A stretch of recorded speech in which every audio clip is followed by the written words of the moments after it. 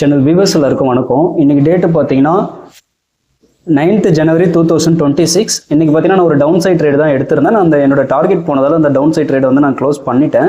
நான் காலையிலே பார்த்தீங்கன்னா 26,000 கால் ஆப்ஷன் வந்து நான் செல் பண்ணிக்கிட்டேன். என்னோட ஸ்ட்ராட்டஜி ப்ரகாரம் என்னோட வியூ ப்ரகாரம் இன்னைக்கு வந்து பார்த்தீங்கன்னா எனக்கு டவுன் சைட் ட்ரேட் தான் எனக்கு வந்துச்சு. ஸோ அதனால நான் வந்து 26,000 கால் ஆப்ஷன் வந்து ஒரு 19 லாட்ஸ் வந்து நான் செல் பண்ணியிருந்தேன். என்னோட ரிஸ்க் பர் ட்ரேட் வந்து இங்கேயும் 25,000 தான். ஏன்னா நான் என்னோட ரிஸ்க்கு வந்து நான் இப்போ அதிகமாக்கிட்டேன். 25,000 என்னோட ரிஸ்க். எனக்கு லாஸ் ஆச்சுன்னா 25,000 ஆகணும் அதிகபட்சம்.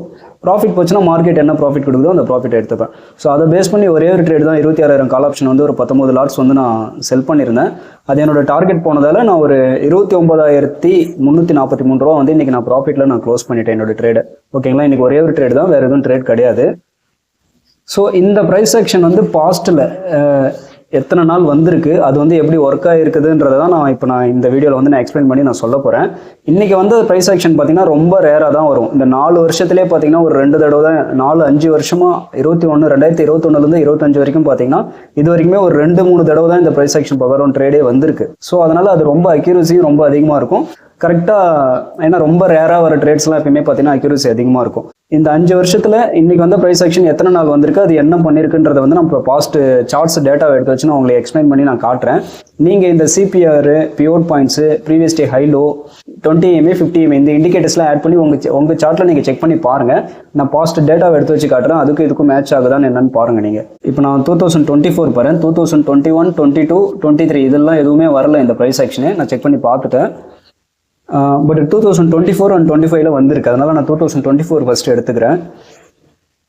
இந்த எக்ஸாம்பிள் சார்ட்ஸ், இந்த ப்ரைஸ் ஆக்ஷன் இதெல்லாம் ஓரளவுக்கு எனக்கு மெமரியில் நான் மெமரைஸ் பண்ணி வச்சிருக்கிறதுனால அன்னன்னைக்கு என்ன நடக்குதுன்றதை வந்து என்னால் அது புரிஞ்சிக்க முடியும்.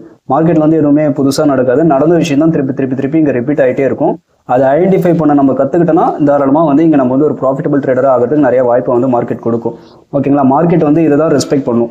நம்ம கிட்ட இருந்து நம்மளோட டிசிப்ளினு, நம்மளோட hard work, knowledge, risk management நம்ம எப்படி பண்ணுறோம், இதையெல்லாம் தான் மார்க்கெட் ரெஸ்பெக்ட் பண்ணி நம்மளுக்கு ரிவார்ட் பண்ணும். மற்றபடி நீங்கள் ரேண்டமாக எமோஷனல் ட்ரேட்ஸு இல்லை ரேண்டமாகவே ப்ரிடிக்ஷன் பண்ணி பண்ணுறது, எனக்கு வந்து இது மேலே போகும் கீழே போகும், ரெட் கேண்டில் பார்த்தோன்னா கீழே போகும், க்ரீன் கேண்டில் போட்டுச்சுன்னா மேலே போகும், இந்த மாதிரிலாம் நீங்கள் ரேண்டமாக போனீங்கன்னா கண்டிப்பாக பனிஷ்மெண்ட் தான் பண்ணும். ஓகேங்களா, ஸோ இப்போ நான் இதில் போயிட்டு நான் காட்டுறேன். ராவனில் ஃபஸ்ட்டு அப்சைடு போகிற மாதிரி தான் போகும். ஏன்னா இன்றைக்கி ஃபஸ்ட்டு கேண்டில் பார்த்தீங்கன்னா பெரிய க்ரீன் கேண்டில் வச்சு அப்சைடு போகிற மாதிரி எடுத்துகிட்டு போகும். அது வந்து எல்லாரையும் ட்ராப் பண்ணுறது தான். கிட்டத்தட்ட அந்த ஃபஸ்ட்டு கேண்டிலோட ஹைலோ பார்த்தீங்கன்னா 100 பாயிண்ட்ஸ் கிட்ட மூவ்மெண்ட் இருந்துச்சு.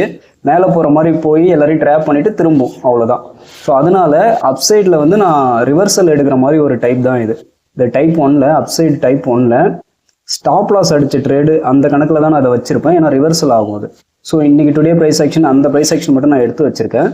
ஒரே ஒரு நாள் தான் வந்திருக்கு. 2024 ஒரே ஒரு நாள் தான் வந்திருக்கு. 2021, 22, 23 இந்த 3 வருஷமே இந்த ப்ரைஸ் ஆக்ஷன் வரவே இல்லை. 2024 ஒரே ஒரு நாள் வந்திருக்கு. அது என்னோட மெமரியில் இருக்குது. அதனால அதை பேஸ் பண்ணி நான் டவுன் சைட் ட்ரேட் எடுத்தேன். ஸோ இந்த டேட்டில் பாருங்கள், 1/10/2024 இந்த டேட்டில் வந்திருக்க ப்ரைஸ் ஆக்ஷன் மாதிரி தான் இன்றைக்கி வந்து ஓப்பனிங்கில் வந்து வந்திருக்கு. அதை பேஸ் பண்ணி தான் நான் டவுன் சைடு எடுத்தேன். இப்போ இந்த ஏரியாவில் பார்த்தீங்கன்னா ப்ரீவியஸ் டே லோ தான் இங்கே ஃபஸ்ட்டு இருக்குது. ஸோ ப்ரீவியஸ் டே லோக்கு கீழே ஓப்பன் ஆகி கீழே ப்ரீவியஸ் டே லோ இந்த லைன் தான், இதுக்கு கீழே தான் ஓப்பனு. அப்படியே பாருங்கள், அந்த ஃபஸ்ட்டு கேண்டிலே போயிட்டு 50 EMA தாண்டி க்ளோஸ் வச்சிருக்கு. ஸோ இந்த மாதிரிலாம் மோஸ்ட்லி இந்த மாதிரி க்ளோஸ் வைக்காது. நிறைய கேண்டில்ஸ் ஒரு 2-3 கேண்டில்ஸ் கொஞ்சம் கொஞ்சமாக ட்ராவல் பண்ணி தான் போயிட்டு இந்த 50 EMAக்கு மேலாம் க்ளோஸ் வைக்கும். இப்படி ஒரே கேண்டில் இந்த ப்ரீவியஸ் டே லோக்கு கீழே ஓப்பன் ஆகி அந்த ஃபஸ்ட்டு கேண்டிலே ஒரே கேண்டிலே போயிட்டு இப்படி 50 EMAக்கு மேலாம் மோஸ்ட்லி க்ளோஸ் வைக்காது. எல்லா நாள்லாம் வைக்காது. என்னைக்காவது ஒரு நாள் தான் ரேராக அந்த மாதிரி வைக்கும் ஃபஸ்ட்டு கேண்டிலே. ஓகேங்களா, அது மாதிரி ப்ரைஸ் ஆக்ஷன் வந்து இந்த டேல தான் நடந்திருக்கு. அதனால தான் இந்த எக்ஸாம்பிள் எடுத்து வச்சு நான் சொல்கிறேன். ப்ரீவியஸ் டே லோக்கு கீழே ஓப்பனு அதே கேண்டில் அவ்வளோ பெருசாக மூவ் ஆகி போயிட்டு 50 EMAக்கு மேலேயும் க்ளோஸ் வச்சிருக்கு. ஸோ இந்த மாதிரி வச்சதுன்னா என்ன ஆகும், பவர்ஃபுல்லாக இருந்து இது நார்மல் அப்சைட் ட்ரெண்டிங்காக இருந்தால் கொஞ்சமாக மேலே மூவ் ஆகும். பட் இது வந்து ஒரு ட்ராப்பாக இருந்தால் என்ன பண்ணுன்னா அடுத்தடுத்து வர கேண்டில்ஸில் வந்து எந்த பவருமே இருக்காது, அப்சைடு பவர் எதுவுமே கொடுக்காது, அப்படியே ரிவர்சல் ஆகும். இன்றைக்கெல்லாம் பார்த்தீங்கன்னா அடுத்த கேண்டிலே நல்லா ஒரு 70% கிட்ட வந்து அப்படியே என்கல்ஃப் பண்ணிடுச்சு, கீழே வந்துருச்சு. இந்த 50, 20 இந்த கேண்டிலோட 80% வரைக்கும் கீழே வந்து க்ளோஸ் வச்சிச்சு. ஸோ அதை பார்த்தாவே புரிஞ்சிடும் நம்மளுக்கு இன்னைக்கு வந்து இது அப்சைடு ஃபர்ஸ்ட் விழுந்த அந்த ஃபர்ஸ்ட் கேண்டில் வந்து ஒரு ட்ராப்பு, டவுன் சைட் மூமெண்ட் தான் இன்னைக்கு ஓவராலாக பார்த்தா டவுன் சைடில் தான் முடிய போகுது அப்படின்ற ஒரு அந்த வியூ வந்து எனக்கு தெரிஞ்சிச்சு. அதனால இந்த 20 தாண்டி இன்னைக்கு கேண்டில் க்ளோஸ் வச்சதில்ல, ரெண்டாவது கேண்டிலே க்ளோஸ் வச்சிருக்கும். ஸோ அந்த கேண்டில் தான் வந்து நான் டவுன் சைடு என்ட்ரி எடுத்துட்டு ஸ்டாப் லாஸ் டே ஹைல வச்சுட்டு அப்படியே விட்டுட்டேன். இந்த டேல பார்த்தீங்கன்னா நார்மலாக உங்களுக்கு அப்படியே சைட்வேஸ்லேயே போயிட்டு ஒரு டவுன் வியூவில் தான் முடிஞ்சிருக்கு. ஆனால் இன்னைய டேல பார்த்தீங்கன்னா நல்லா நம்மளுக்கு S1 கீழே வந்துருச்சு.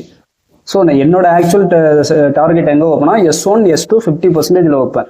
இந்த ஸ்ட்ராட்டஜி ப்ராப்ளம் இங்கே வந்து S1 இருக்குது. ஸோ கீழே வந்து S2 இருக்கும். ஓகேங்களா, கீழே நம்மளுக்கு இங்கே S2 இருக்கும். அதில் வந்து 50% வந்து நான் டார்கெட் வச்சுப்பேன். ஸோ அதை பேஸ் பண்ணி தான் நான் டார்கெட் புக் பண்ணேன். S1 S2 50% என்னோட டார்கெட் இன்னைக்கு நான் புக் பண்ணிக்கிட்டேன்.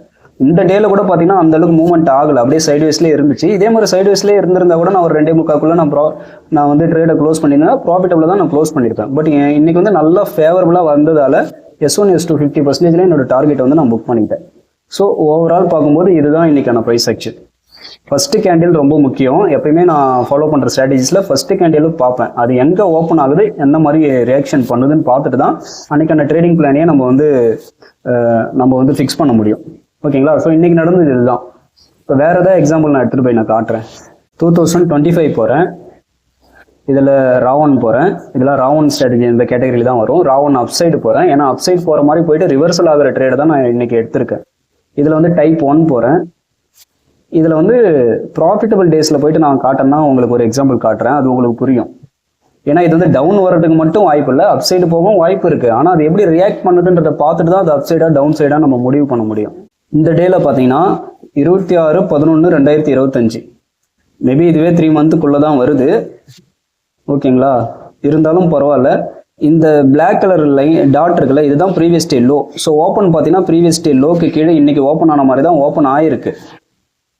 பட் அதுக்கப்புறம் அந்த ஃபர்ஸ்ட் கேண்டிலே பாருங்க எவ்வளோ பவர்ஃபுல்லாக போயிட்டு 50 EMAக்கு மேலே வந்து நம்மளுக்கு இங்கே க்ளோஸ் வச்சிருக்கு. இன்னைக்கு வச்ச மாதிரி 50 EMAக்கு மேலே க்ளோஸ் வச்சிருக்கு. அப்போ இந்த மாதிரி வச்சா டவுன் சைட் ட்ரேட் எடுக்கிறதா அப் சைட் ட்ரேட் எடுக்கிறதா? நான் ஏற்கனவே காட்டின எக்ஸாம்பிள் வந்து டவுன் வந்துச்சு, அதனால டவுன் எடுத்தேன். இங்கே பாருங்க அடுத்தடுத்த கேண்டில்ஸ் வந்து பவர்ஃபுல்லாக போக ஆரம்பிச்சிச்சு. ஸோ இந்த மாதிரி அடுத்தடுத்த ஃபாலோ த்ரூ கேண்டில்ஸ் வந்து பவர்ஃபுல்லாக இருந்தால் அந்த டே ஃபுல்லாக அப் சைட் நல்லா சஸ்டெயின் ஆகும். இது வந்து உண்மையாகவே ரியலாக அப் சைடு மூவ் தான். பட் ஃபர்ஸ்ட் கேண்டில் மட்டும் நல்லா பவர்ஃபுல்லாக கொடுத்துட்டு அடுத்தடுத்த கேண்டில்ஸ் வந்து டவுன் சைடு மூவ் ஆகி இதோட 50-70% கீழே வந்து என்கல்ஃப்லாம் பண்ணுச்சுன்னா அது அந்த ஃபர்ஸ்ட் கேண்டில் வந்து ஒரு ட்ராப், சும்மா எல்லாரையும் அப்சைட் மூவ் கொடுக்குற மாதிரி கொடுத்துட்டு ட்ராப் பண்ணி டவுன் தான் வரப்போகுதுன்னு அர்த்தம். ஸோ அதனால தான் நான் இந்த ஃபர்ஸ்ட் கேண்டில் வந்த உடனே கொஞ்சம் வெயிட் பண்ணி பார்த்துட்டு என்ன ஆகுதுன்னு பார்த்துட்டு டவுன் சைடு இந்த ரெண்டாவது கேண்டில் நல்லா என்கல்ஃப் பண்ணி வந்ததால அதோட அந்த ப்ரைஸ் ஆக்ஷனை புரிஞ்சுக்கிட்டு நான் டவுன் ட்ரேட் எடுத்துட்டேன். ஓகேங்களா, அப்போ இந்த மாதிரி வந்தால் டவுன் சைட் ட்ரேடை மட்டும் கண்மூடி எடுக்க முடியாது. அது என்ன பண்ணுதுன்னு கொஞ்சம் நேரம் பார்த்துட்டு தான் அப் சைட் டைரக்ஷன் போகிறதா டவுன் சைட் போகிற டைரக்ஷன் போகிறதான்றதை நம்ம முடிவு பண்ண முடியும். ஸோ இந்த நாளில் அப்பு போயிருக்கு, ஆனால் இன்னைக்கு டவுன் வந்திருக்கு. ஸோ நடுவில் அந்த 2-3 கேண்டில்ஸை வெயிட் பண்ணி பார்த்தா தான் அது என்ன பண்ண போகுதுன்றதை வந்து நம்ம புரிஞ்சிக்க முடியும். இதெல்லாம் வந்து சார்ட்ஸை பார்த்து பழகினா தான் உங்களுக்கு புரியும் என்னென்ன நடக்குதுன்னு. 5 வருஷம் சார்ட் எடுத்து வச்சு ஒரு 1200-300 சார்ட்ஸ் இருக்கு, எல்லாத்தையும் எடுத்து வச்சு பார்த்து நீங்கள் 1 by 1 பார்த்துட்டே அதை படிக்க கற்றுக்கிட்டா மட்டும் தான் இதெல்லாம் புரிஞ்சிக்க முடியும். 5 வருஷத்துல இந்த மாதிரி ப்ரைஸ் ஆக்ஷனே 1-2 தடவை தான் வந்துருக்கு. என்னால் எப்படி அதை புரிஞ்சிக்க முடியுது, ஐடென்டிஃபை பண்ண முடியும்? நான் அவ்வளோ டைம் வந்து சார்ட்டை நான் படிக்கிறதுல நான் ஸ்பெண்ட் பண்ணியிருக்கேன், அதனால தான் என்னால் இதை வந்து பண்ண முடியுது. ஓகேங்களா, ஸோ இப்போ நான் பார்த்தீங்கன்னா சில எக்ஸாம்பிள் சார்ட்ஸ் நான் எடுத்து வச்சு காட்டியிருப்பேன். இன்னைக்கு நடந்த ப்ரைஸ் ஆக்ஷன் படி அப் சைடு போச்சுன்னா நம்ம எப்படி நம்ம அப் சைடு எடுத்திருப்போம், இல்லை டவுன் திரும்பிச்சுன்னா அதை எப்படி புரிஞ்சுட்டு நம்ம டவுன் எடுத்திருப்போன்றது வந்து இப்போ நான் எக்ஸ்பிளைன் பண்ணி சொன்னதை வச்சு உங்களுக்கு புரிஞ்சிருக்கும். புரியலாம் இன்னொரு தடவை அந்த எக்ஸாம்பிள் சார்ட்ஸை காட்டி எக்ஸ்பிளைன் பண்ணதை போயிட்டு இன்னொரு தடவை கூட இந்த வீடியோ பாருங்க, கண்டிப்பாக உங்களுக்கு புரியும். ஸோ இதை பேஸ் பண்ணி தான் இன்னைக்கு வந்து நான் கரெக்டாக இது எப்படி டவுன் சைடு மூவ் தான் கொடுக்க போகுதுன்றது வந்து இந்த 5 years டேட்டாவை நான் படிச்சு ரீட் பண்ணி நான் கற்றுக்கிட்டு தான் இது வந்து இந்த பக்கம் தான் மூவ் ஆகுன்றத என்னோட வியூவை வந்து ஒரு 70% அக்யூரசி வர மாதிரி நான் ரெடி பண்ணி வச்சிருக்கேன். ஓகேங்களா, என்னோட ப்ரிடிக்ஷன் வந்து ஓரளவுக்கு மார்க்கெட் அந்த சார்ட்டை படிக்கிற அந்த கெப்பாசிட்டி வந்து என்னால் அதை யூஸ் பண்ணி ஒரு 70% ஆஃப் த டைம் வந்து என்னால் வந்து வின்னிங் பண்ண முடியும் ட்ரேடில். ஸோ அதுவே போதுமானது. நீங்கள் கரெக்டான ரிஸ்க் மேனேஜ்மெண்ட் ஃபாலோ பண்ணி கரெக்டாக டார்கெட் ஃபுல்லாக விட்டு தான் நீங்கள் டார்கெட்டை பிடிக்கணும். அது மாதிரி ஸ்டாப் லாஸ்னா ஸ்டாப் லாஸ் கரெக்டாக அந்த இடத்துல ஸ்டாப் லாஸை க்ளோஸ் பண்ணணும். இந்த மாதிரி டிசிப்ளினாக நம்ம பண்ணோம்னா தாராளமாக வந்து நம்ம மார்க்கெட்டில் வந்து ஒரு ப்ராஃபிட்டபிள் ட்ரேடராக வந்து நம்ம மாறலாம். அதில் வந்து எந்த ஒரு டவுட்டுமே இல்லை. ஓகேங்களா, ஸோ இன்றைக்கான வீடியோ இதுதான். மீண்டும் அடுத்த ஒரு வீடியோவில் நல்ல ஒரு எஜுகேஷனல் கண்டென்ட்டோட நான் உங்கள் எல்லாரையும் சந்திக்கிறேன். தொடர்ந்து உங்களோட ஆதரவு எனக்கு கொடுங்க.